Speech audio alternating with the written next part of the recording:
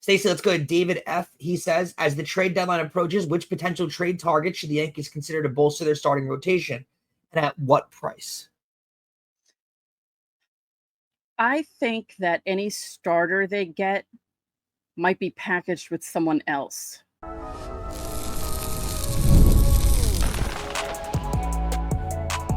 You are Locked On Yankees, your daily New York Yankees podcast. Part of the Locked On Podcast Network, your team every day. Welcome to Locked On Yankees, which is part of the Locked On Podcast Network, your team every day. Thank you for making us your first listen every day. I'm Stacey Gotsulias. Today's episode is brought to you by FanDuel. Right now, new customers get $150 in bonus bets when your first $5 bet wins. With me, as usual, my co-host, Brian McKeon. Brian, it's Friday. Yeah, and the second half is getting ready to get going. Yeah, the unofficial second half. The second half. Before we get started, don't forget to subscribe to the podcast on whichever podcasting platform you prefer. Subscribe to our channel on YouTube, like our videos, hit the bell so you know when those videos go up. We also have a TikTok account. Follow us there. We're up above 300 followers. LockedOn_Yankees. Coming up on today's show, we're going to talk about the importance of the Yankees getting off to a good start in the second half against the Braves. And it's Fan Mail Friday, so let's start with that. If you're new to the show, we do this every week, every Friday. You guys ask us questions. And at the top of the show, we answer questions from our Locked On Yankees insiders. And every week we start with Betty. So here is Betty's question. Put yourselves in the shoes of Cashman, and this is your only opportunity to turn the 2025 season around. What top 3 deals would you make, spending money like there is plenty, which we all know is true? Also, if for some wild reason the Rays made it to the World Series, would ticket prices be in the 6-digit range to produce enough revenue for that MLB sharing thing? Roll on the floor laughing emoji. Yeah, no, ticket prices I don't think would be, because I think it would be based on demand, and I think there wouldn't be a lot. When it comes to the 3 deals, I think for me, it's reliever, starter, and third baseman. And in that order going backwards. Mm-hmm. So third baseman is top priority, starter is second priority, and reliever is last priority. I think they have enough when it comes to relievers. They're more waiting for guys to get healthy and get back and return to form than they are needing bodies. But when it comes to a starter, I think it'll be easy to require one just because they don't need a top end starter. They need like a middle kind of guy, which is doable to go find. So third base to me is the top priority. That they need to get out of this deadline with a third baseman. Stacey, let's go to David F. He says, as the trade deadline approaches, which potential trade target should the Yankees consider to bolster their starting rotation, and at what price? I think that any starter they get might be packaged with someone else. Like how we were talking about the Diamondbacks with Suarez. Mm-hmm. Like there's a possibility of getting both the third baseman and a starting pitcher in one deal. I'm not sure about price. I don't know what they are willing to give up for these certain pieces. And I don't know how other teams are going to, like, what the Yankees tax is going to be this trade deadline. I think there's a higher chance they give up more prospects in a deal than better prospects, if that makes sense. Yes. I think they'd rather make a deal giving up 6 or 7 prospects for a starter than giving up George Lombard Jr. Right. They're not going to touch their top end guys, but they will give up a lot of pieces in the lower end, which could come back to bite you because, as we know, prospects are kind of a crapshoot here and there. Yeah. And the more you give up, the more of a chance one of them becomes a major league success story. So we'll see, Stacey. Okay, the next question is from Shalid. We all know Boone does not know how to manage a bullpen. Can you give us some ideas how you would manage the bullpen better if you were the manager? I would have more set roles for guys. I think you're kind of falling into Devin Williams becoming the full-time starter again and Luke Weaver becoming the 8th inning guy, but I want guys to have set roles. I think baseball players function really well when they know what they're doing coming to the ballpark each day. And I don't think it's effective for bullpen arms to walk down to the bullpen before every game and not know where they're coming in, when they're coming in, what their lane is.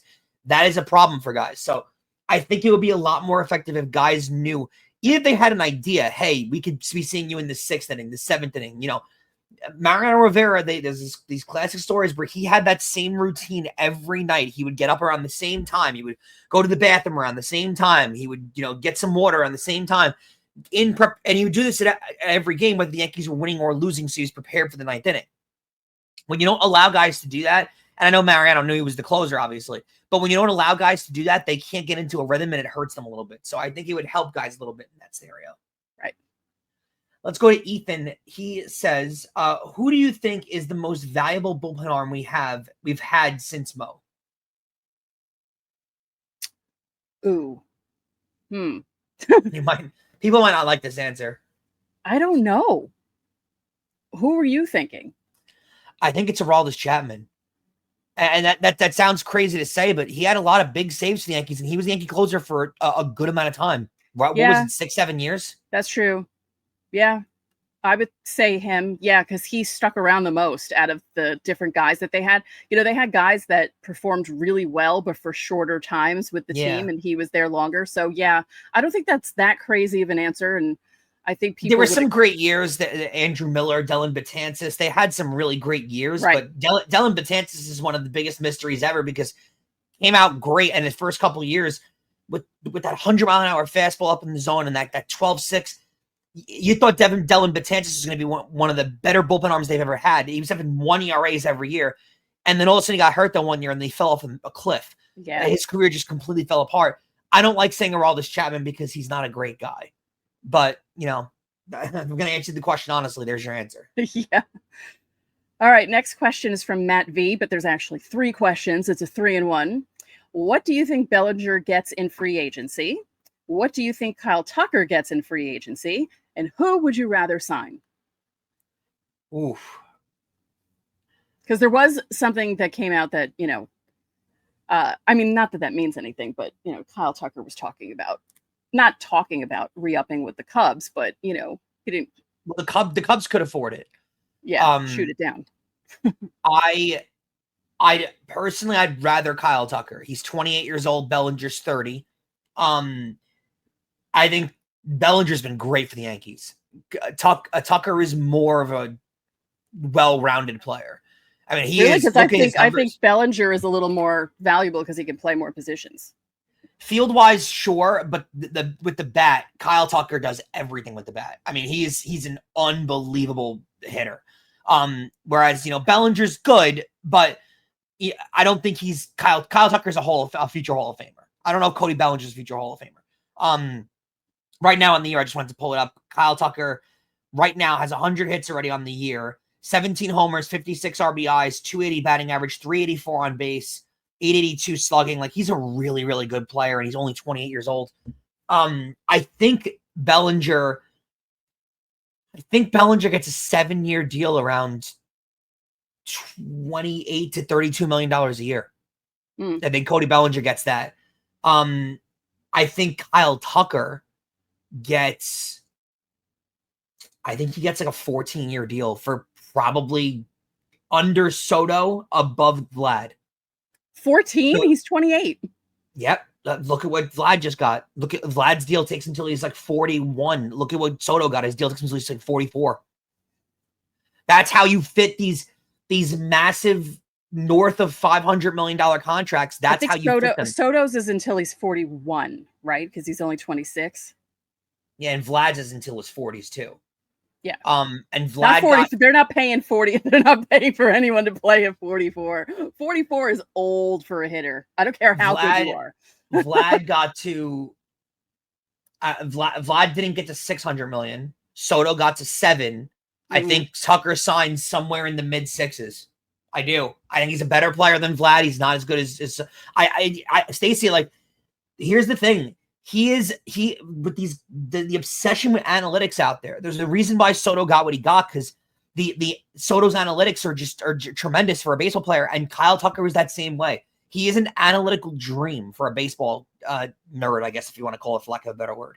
They love what Kyle Tucker is as a player. I think he gets a fortune. I really do.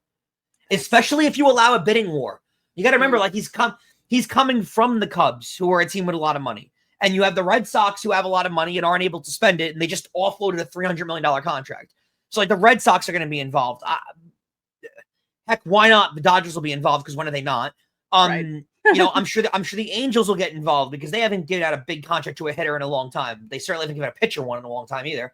I'm sure the Yankees will poke their heads. Like, you're going to have a lot of teams that have money to spend that are going to get involved in the sweepstakes too. And I think that is another factor why Tucker's going to get a lot of money. And Stacey, let's hit up Eric XS for the last question of this segment. Besides George Lombard Jr., are there any other untouchable players or prospects? No. Prospect-wise, no. I think they're basically like, you can take everyone but George Lombard Jr. Yeah, I don't think they're going to make a move to the major league roster at all. Maybe they trade I think Schlittler is close to untouchable. They don't want to move him at all, but I think for the right package they will. The one that I think is movable, I do think there's a chance that they try to make a big splash this deadline. Like the name that I keep hearing and like little rumblings around the league is José Ramírez. That they are going to, because apparently Cleveland is looking to kind of reset things, and Ramírez in the middle of a long-term deal at a very affordable number is a player they could move and get something for. And if you're the Yankees, you'd have to be all over that.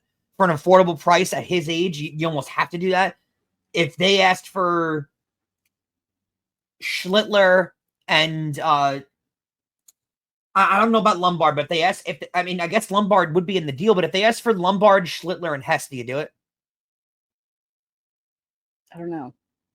Thing is, if that is the only thing that trade does, is that trade screams, we believe in Anthony Volpe. Right. That means Volpe needs to be the shortstop of the future. But if you're going to trade for Ramírez, you don't need Lombard Jr. So I think there's a chance they poke around and try and make a big splash like that. I do. Well, it's coming up soon. We'll see what they do. All right. Well, don't forget, subscribe to the channel, hit the like button on our video, hit the notification so you know when our videos go up. And if you would like to be part of next week's Fan Mail Friday, you can go to our YouTube channel's page, click on posts, and leave your question under the Fan Mail Friday post. I try to put it up every Monday, and I give you the deadline. You can ask us anything, or you can join the Locked On Yankees Insiders Club, where you get top priority and your questions are answered first. The link for that is in the description. It isn't only for Fan Mail Friday. You get texts from us with everything from lineups to roster updates, trades, and signings, and you can text us questions there. There are also other perks that are coming up that you can only find out about if you become an insider. There's a 14-day free trial. Coming up next, more Fan Mail Friday questions. Summer sports are in full swing, and whether you're all about baseball under the lights, golf on the green, or high-stakes soccer, FanDuel is the best way to make every game even that much more exciting. You're already following the action, so why not make it a little more thrilling with FanDuel? You can get in on the game with your friends while they're getting sunburnt at the beach. I've always been using FanDuel to track my favorite matchups, and the app keeps it fresh with new daily promotions and fun ways to bet. It's easy to use, fast payouts, and even makes regular season games feel like must-watch events. Whether I'm placing a same-game parlay or watching a bet ride into the ninth inning, FanDuel makes it feel like I'm a part of the action. Are you new to FanDuel? New customers can bet just $5 and get $150 in bonus bets if your first bet wins. Open the FanDuel app today or visit FanDuel.com/lockedon to get started. Guys, not only are we covering your team every day, but now we're giving you instant episodes after every single game. You can check out the Locked On Yankees Postcast. It's hosted by Jay Berman right here on the Locked On Yankees podcast feed, as well as streaming on the Locked On Yankees YouTube channel. Get rapid reaction to all the biggest moments with the Locked On Yankees Postcast. And Stacey, we get rolling into the second segment here, and we'll start off with the YouTube questions.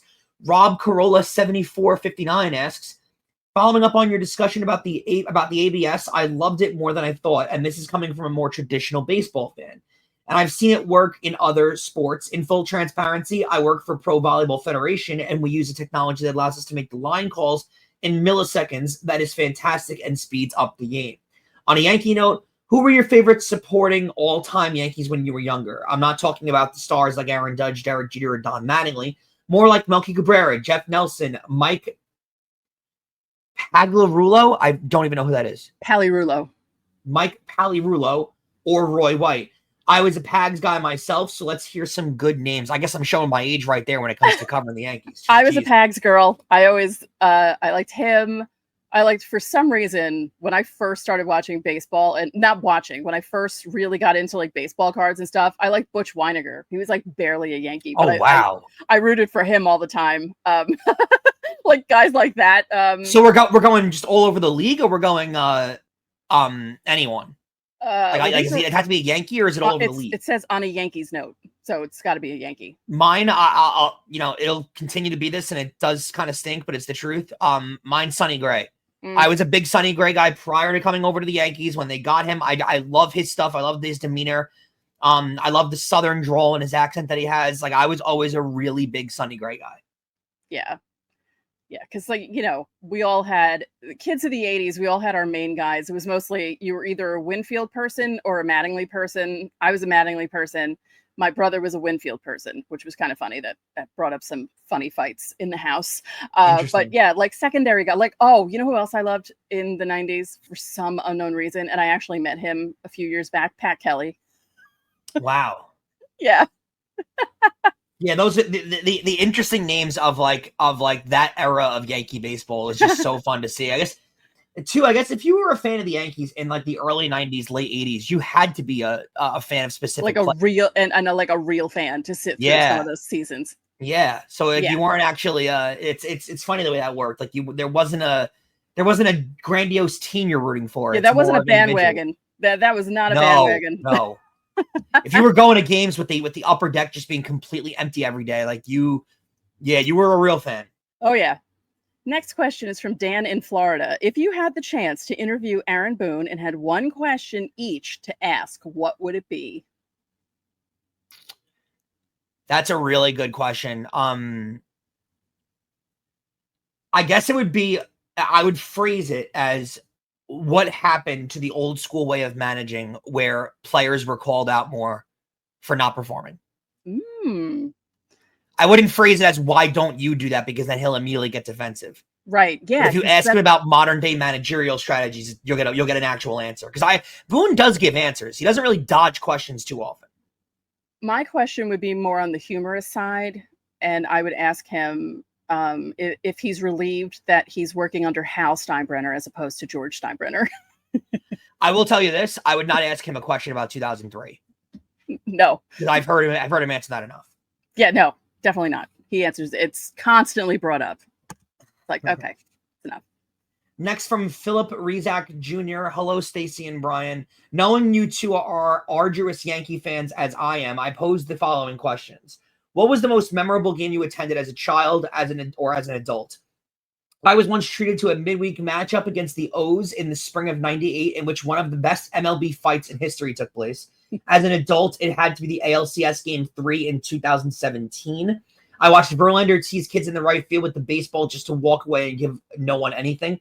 After meeting Michael Kay, I shook David Cohn's hand and wondered if I ever would wash that hand again. We in right field began to chant to a certain player that resonates to this day in baseball. If you know, you know. Would love to hear your fan memories. Thanks in advance. Let's go Yankees. Most memorable game as a kid was probably the first two that I attended, the doubleheader way back in 1983, because they won both games, and I thought that they won because I was there. As an adult, it's still Game 4 of the 2001 World Series. Tino to tie, Jeter to win. Yeah, it's pretty remarkable. That was such an incredible game. It ruined my voice for the rest of my life. And that fight that you attended was May 19th, 1998. I remember that well. My most memorable adult game is either the World Series last year or one of my best friends. It was my first World Series game. I had never been. I mean, it was Freddie Freeman hit a bomb and ended that game really quickly. But that was the first time I had ever been to a World Series. And compared to a lot of my Yankee fan friends, almost everyone I know has been to a World Series game because they lived through the 90s and I still had not gone. So that was important to me. Or I was at Game 5 of the 2017 the comeback game where Sonny Gray pitched against the Astros. That was pretty. The Gary Sanchez hit, the Aaron Judge home run. That game I get goosebumps thinking about it every time I think about it. So that game was great. And as a child, I don't know if you remember this game. I was in 2010. Nick Swisher ended the game by throwing a run around at third base from right field. I forgot who they played, but I was at the game with my dad, and we had seats in the right field grandstand. And I remember seeing the third baseline perfectly from where we were sitting. And I just remember that moment vividly in my head, being with my dad. And the game ended on a Nick Swisher outfield assist from right field to third base. And that's how the game ended. So that's why that's my best childhood memory. Wow. Why am I not? I went to a lot of baseball games as a kid. So yeah, I went to a lot. Yeah, I did too, and a lot of them blend together. Plus, they were all like 40 years ago, so it's kind of hard for me to remember like specifics. I remember specifics from games that I went to in the 2000s, but going back to the end, some from the 90s, but going back to the 80s is a little tougher. The first two I remember very well, and the one where I got the fever and had to leave, and the Red Sox came back, and I thought that they lost because I left the game. I remember that one very well from 1984, but like a lot of them, we went to so many games, 84, 85, and 86. Like we would just go on a whim. Like one time we were coming home from my cousin's, was it their engagement party? And my dad's like, hey, let's go to the Yankee game. We were all dressed up and we just went off the Cross Bronx, went down Jerome Avenue and randomly went to a night game at Yankee Stadium. 2021, I went to my 162nd game. I was counting because I had a ticket box that my dad got me. And I had all the ticket stubs of every game that I had been to. And I went to my 162nd baseball game. I've also been to 19 stadiums in baseball. But I just got over 200 last season. So I've been to a lot of baseball games, and I've been to a lot of I saw Roy Halladay take a perfect game into the 7th inning at a game. I was at that big comeback a couple of years ago against the Orioles. They were down 9 runs, not more than a couple of years ago at this point, but Jacoby Ellsbury Jacoby Ellsbury had the grand slam in that spot. Which was also his 100th home run in his career. Yeah. So I was at that game. There's a lot of games that I was at a Mets Phillies game when I was really young in 2006 that went to like 19 innings. And I had to leave the game early, and I had to leave the game in extra innings because I went with my uncle and he worked overnights. And we left the game in extra innings so he can get to work late. We got back to my grandmother's house at like 1:00 in the morning, and the game was still on television. Yeah, it was wild. So I've been to a lot of baseball games. Very hard to depict a best game that I've been to in my lifetime. Yeah. All right. Next question from Guardian Effie. I think that's how you say it. Hey, Stacey and Brian, would you rather for the 2025 Yankees? Would you rather the Yanks win the pennant and lose the World Series, but Boone continues to manage the team until he doesn't want to anymore, or lose the rest of the games this season, but Boone is fired at the end of the season and never manages another baseball game again? No, I'm a Yankee fan before anything. I'd rather than go to the World Series. Me too. Yeah. Yeah, that's easy. That's easy to answer. I'd like them to win a World Series with Aaron Boone. I don't think they will, but I would like them to. They won't. Yeah. But I would love them to prove me wrong. I would love them to prove me wrong. They won't. They won't. Casey Cotreau 70-50 says they won't. I agree with you. I'm saying no, but I would still root for it. I would like them to prove me wrong. Unless he's still the manager, they lock him in a closet and then they play the World Series. So if he's technically still the manager, but he's not making any decisions, then maybe they win the World Series. One can hope. Casey Cotreau 70-50 says, what would be your ideal trade for this year? What are some of your favorite Yankee trades of all time? I really love the Sonny Gray trade. I was very excited about that when that happened. I actually wrote about it for Baseball Prospectus. I wrote part of the trade analysis, or what was it called? Was it trade analysis or trade? I can't remember what the hell the. Well, they gave up players in that trade. They gave up players in that trade too that actually could have wound up becoming really good major leaguers. Like Blake Rutherford was in that deal that people thought was really going to become like a really good player. Why is the other guy escaping my head? He was a junior. And he wound up hurting his leg like really early on in his major league career. I can't remember who it was. Oh, was it the kid that hurt his leg in the White Sox stadium with that box? Yeah, like immediately after the trade. The A's called him up like really quickly, and he got hurt almost immediately. That trade, and I'll give you another trade that was actually like a low key, really good trade. The Todd Frazier trade in 2017. Oh yeah, he came over and played, and that was Todd Frazier, and they got David Robertson in that trade. Mm-hmm. And he came that was a big deadline. They got Todd Frazier, David Robertson, and Sonny Gray in that deadline. And Sonny Gray came over and pitched really well. That's Stacey. The kind of deadline they need to have this year. Yes, they need to repeat. That deadline got them to the CS. And honestly, that deadline should have won them the World Series because they should have won the World Series that year. That was out of this whole run. That's still the year that hurts me the most. Not even 18 with the 19 with the buzzer. 17 stings the most because that was a team of destiny. That team had it. Whatever it is, that team had it. After they won that game 5, that comeback, and they were up 3-2 going back to Houston after winning 3 in a row in the Bronx, I thought there was I honestly, not even being a cocky fan, I thought there was no way they weren't going to the World Series. I know. It's still, that one still hurts. Mm-hmm. Oh, an ideal trade for this year, I think, would say José Ramírez, right? If they can get that done. Yeah. Yeah, it has to be. All right, coming up, more Fan Mail Friday questions from our YouTube viewers, and we're going to talk about the importance of the Yankees actually starting the so-called second half on a strong note in Atlanta. So we'll talk about that next.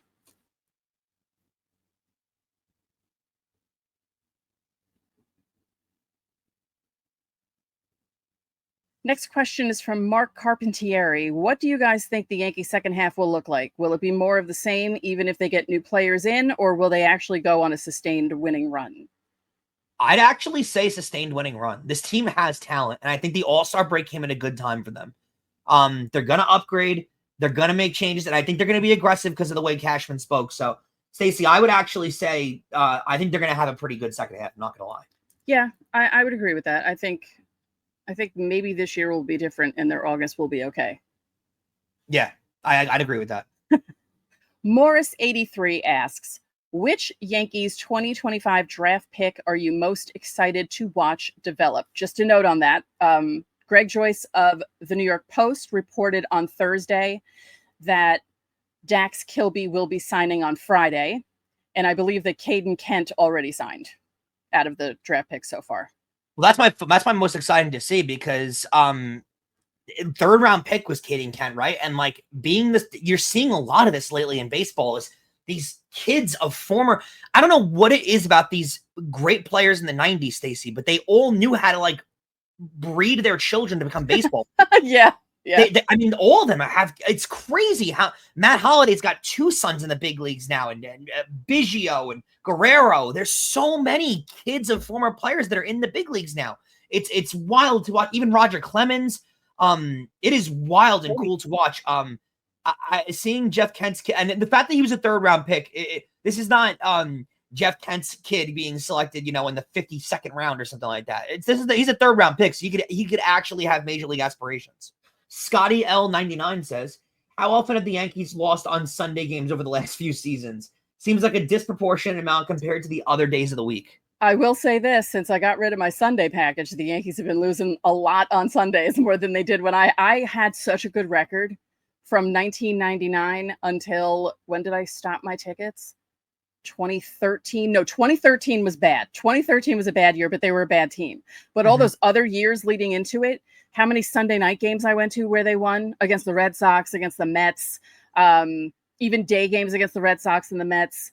I had such a good record on Sundays, and it feels like they did win they won a Sunday night game so far this year, but one of them.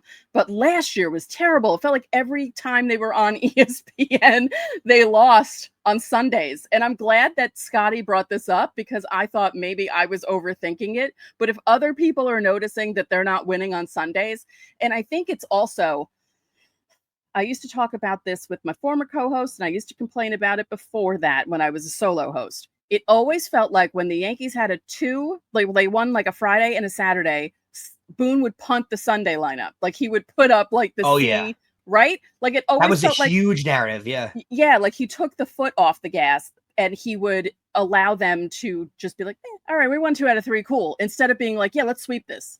Yep. 100. I hate when managers do that. I hate it. Or they'd have the Monday off. So they would look at the Sunday as like, oh, let's get guys 2 days of rest. Like, why is one day not good enough for a pro athlete? There was one time he had Judge. He gave Judge a day off on a Sunday. I think it may have been Judge and Rizzo. And I was like, what are you doing? They're off on Monday. Like, why would you give them a day off on a Sunday? And if I'm not mistaken, they lost that game. And I just was like livid. So yeah, you're not imagining things, Scotty. It does seem like that. I don't know why, other than the lineup thing. But then there are times where they have the regular lineup and they just still lose on Sundays. They just don't have good luck on Sundays anymore. I don't know why. The Lord's not with them. Yeah. And our final question from Jason Sanchez 55, but it's actually from Jason's son Malachi. What up, Malachi? We are trying to go to our first Yankees home game in September. What is your favorite concession food when you go to the games? I have it, especially for a kid that you're taking. It's the chicken bucket. It's the best value in New York sports. It's $19. You get a giant beach-sized bucket of chicken tenders and French fries. You cannot go wrong with that. Yeah. There's no better food option. It's the best value in New York sports. Chicken fingers and fries were my jam. And then they started putting the calorie counts up on the menus. Remember when that first started just happening? To be rude to people, yeah. And it was like 1,200 calories. And I thought to myself, that's like a full day of food. Like, oh my God. Or close to it, you know? But yeah, I agree with the chicken fingers and fries. I think that that's the best choice for Malachi. Because if I recall correctly, Malachi's 10. Yeah, I think so. I would think chicken fingers and fries. If not, I mean, go for the old standard. Get a hot dog, get fries, get the crinkle cut fries at Nathan's. Those are always good. You know what, Malachi? I think that your dad should, if he really wants the culinary experience at Yankee Stadium, I think your dad should take you to legend seats and, splurge a little bit. But I think for Malachi's first game, he should be eating, flank steak, shrimp cocktail. Really go for it, all right? Like, show this kid what a baseball game is. The candy wall. Jason's sitting there going, why are you suggesting this? What is wrong with you? Jason, we're just kidding. Get the chicken bucket. That's the perfect choice. Jason, you guys can enjoy sitting down this weekend and watching the Yankees at the Braves. They're staying in Atlanta after the All-Star game. Weirdly enough, we'd love to entertain you with who the pitching matchups are, but they have not announced them as of Thursday night when we're recording this. It looks like Spencer Strider will start on Friday for the Braves, and that's all we know for any game at Yankees or Braves. Friday's game will be 7:15 p.m. Saturday's game will be 7:15 p.m. Sunday's game will be 1:35. Those are the start times. But we do not know. Why is it 7:15 on a Saturday when it's not a Fox game? It's a Yankees game. I don't know. Why is it so late? Atlanta. Why? It's a Saturday in the summer. Why is it a night game? That is one of my biggest pet peeves. Like the only thing I can think of is sometimes they would schedule. I know Atlanta usually gets more later weekend games, and like Atlanta usually plays in the 4:00 slate, not the 1:00 slate, because it gets really, really hot down there, like really humid. But it also gets really hot and humid here too. And in a couple of years, if this weather pattern stays the way it is in the summer, where we feel like we're living in Florida, the Yankees are going to have to schedule their games for nighttime because they're not going to be able to play in the daytime. Yeah, and the Yankees on Monday will head straight to Toronto after Sunday's game. That could be why Sundays is a 1:00 game. Yeah, so they're going to go back to Toronto. Well, no, Sunday's usually early, unless you're the ESPN game. If you're on the East Coast, that's usually an early game. Well, yeah, but it gives them a better chance to travel and get there. And it's just what a weird scheduling thing to give them a Saturday 7 p.m. start. But we're here. Big series for them though, because Atlanta's really struggled this year. They have not been able to get off to any kind of rhythm at all. So if you're Atlanta, Stacey, go out. If you're the Yankees, beat Atlanta. Like get 2 out of 3 against them. You have to get off to a good start here. It's a big series for 2 reasons. 1, Atlanta's not doing well. You have to beat them up. 2, you need to go into Toronto on a good note. You can't go into Toronto on a bum note because you did that last time and you got swept in 4 games. Yep, that's a great point. You need to go into Toronto with a good note. Maybe they haven't announced their pitching. It does feel like they're playing a little bit cat and mouse with the Braves of announcing the pitching matches, but also it could be not knowing what the blister looks like with Max Fried. Yep, yeah. They're waiting for Fried. That's exactly what it is. So we'll probably not find out. You might find out the pitching matchups by the time you watch this, but right now it's 8:41 p.m. on Thursday, and like Brian said, only Strider. He's the only one. Everyone else is TBD. That guy. I think there's a chance if they pick a game for Fried, they give him the Sunday game. Because if it's Sunday at 1:00 and it's a little hotter outside, he'll be sweating a little more. The moisture on his hand will be better for a blister than if his hands are dry. So there is a chance they give him the Sunday start because you kind of want that sweat to build up when you have a blister on your hand as opposed to your hands being really dry. That would be really tough. I've never gotten a blister on my hand as far as I can remember. I mean, only a pitcher really would, right? But what would you have to do for a living to get a blister on your fingertip? Well, I don't know. I got an IT callus and I wasn't even in an IT. I had a callus on my wrist from, one of the IT guys at NBC saw my wrist and he goes, "Why do you have an IT callus?" I'm like, "Is that actually a thing?" He's like, "Yeah, because we're constantly on our computers rubbing the mouse as we're working. That's what you get it from." Interesting. Mhm. A lot of I've people in the New gotten- York area with like hand or wrist related injuries because of working at desks for their entire career. I've gotten blisters on my like on my heels, obviously from, you know, wearing the wrong shoes or breaking in a pair of shoes, you know, because no pain, no gain, I guess. You know, I like guess so, yeah. back in the 90s when we all had our Doc Martens, we had to break them in. So yeah, you would be in absolute agony. And then once you broke them in, you could run a marathon in those things. They were great. But the first couple of times, they cut your feet up. Never had that experience. Yeah, I miss my I Docs. wasn't in a rock band, nor did I ride a motorcycle. So I never had a reason to wear Docs. Oh yeah, no, us girls in the 90s, college that girls. was the thing. The Docs with everything, dresses, shorts, jeans, no matter what you wore your Docs. Proud. Yep. I'm pretty sure I wore them to Yankee games too in the 90s. That's a look. That is a look. All right. Well, thank you guys. Fan Mail Friday was another success. You asked a lot of questions, especially YouTube. Good job. Our insiders, as usual, good job. And thank you for making Locked On Yankees your first listen today. For your second listen, you can check out the all-new Locked On MLB Game Night. Every game, every night, all season long. You get local analysis on a national scale, and you can find MLB Game Night on Locked On MLB on YouTube or wherever you listen to your podcasts. And you will see a familiar face on Game Night. You will. Starting next week, I will be the Sunday night game night host. So you will see me every Sunday night as I struggle to bang out that show and Locked On Yankees on Sundays. Sundays will be busy for me going forward. It'll be fine. So that's going to do it for this edition of Locked On Yankees. I'm Stacey Gotsulias. And I'm Brian McKeon. We'll catch you guys on Monday.